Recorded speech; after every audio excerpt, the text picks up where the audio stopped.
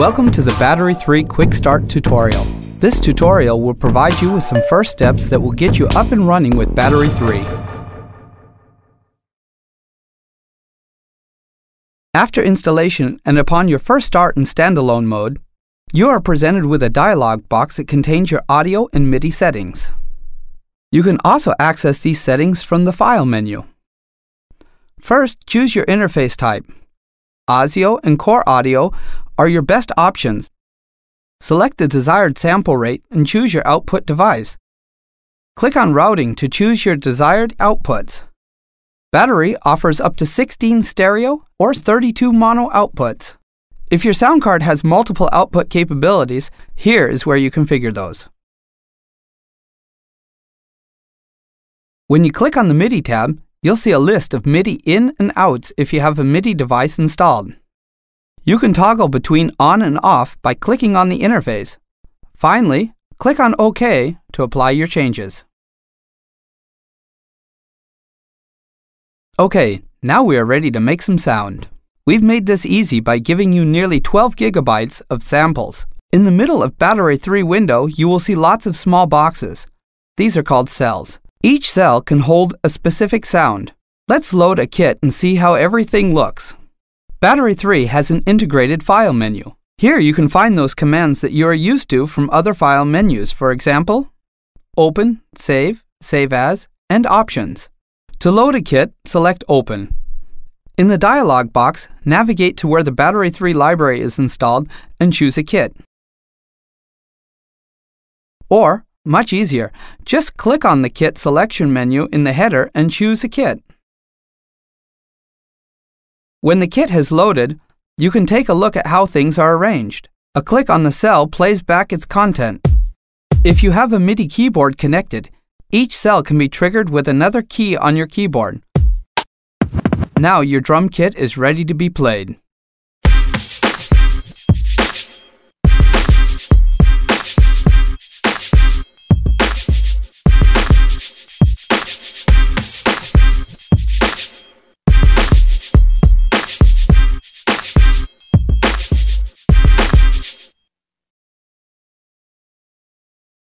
If you want to build up your own kits, this is easily achieved.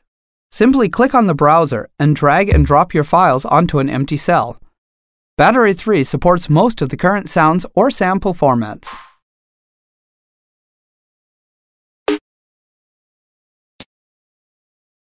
If you right-click on a single cell, you can additionally access the brand new cell library containing over 4,000 drum cells from the library categorized into single instruments, for example, bass drums, snares, cymbals, and so on. Just select the library and choose your instrument. Additionally, each cell has a Next Previous button which appears upon selection of the cell. When the Alt key is pressed, it allows quick access to the next or previous sample to be loaded. Just hold down the Alt key and click on the little arrows in the cell. This function is very handy when working on a track and you simply want to change one sound, the bass drum for example. Just switch through all the bass drums while your track is playing.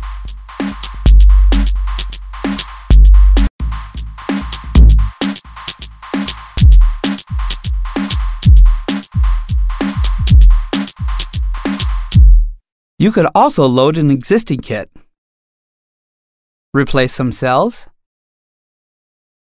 and save it to a new drum kit on your hard drive.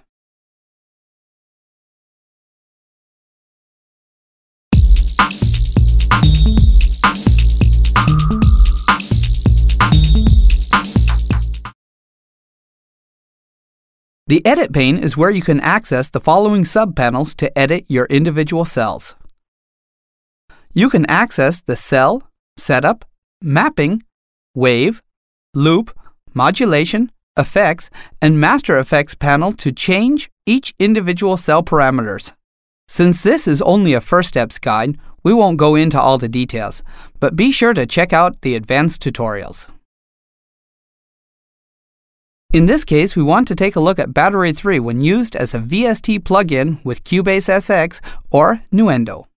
Launch your sequencer and create an empty project.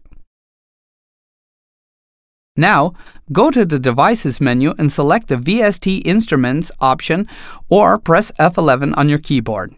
A window showing the instrument rack appears. Click on an empty slot and choose Battery 3 from the available list of instrument plugins.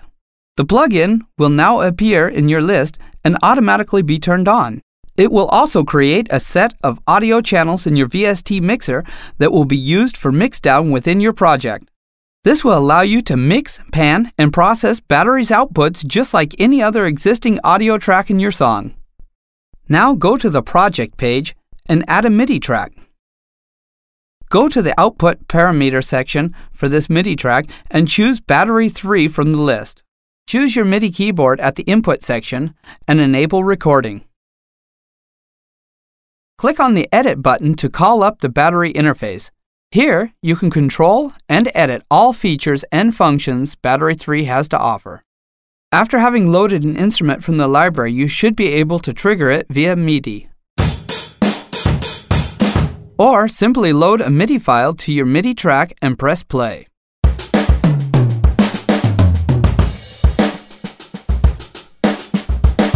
Well, now you know the basics around Battery 3. We hope we got you started. Nevertheless, with this tutorial, we've just scratched the surface. So if you want to go a little deeper, we suggest that you watch the other tutorials with Battery 3. Enjoy! Your Native Instruments team.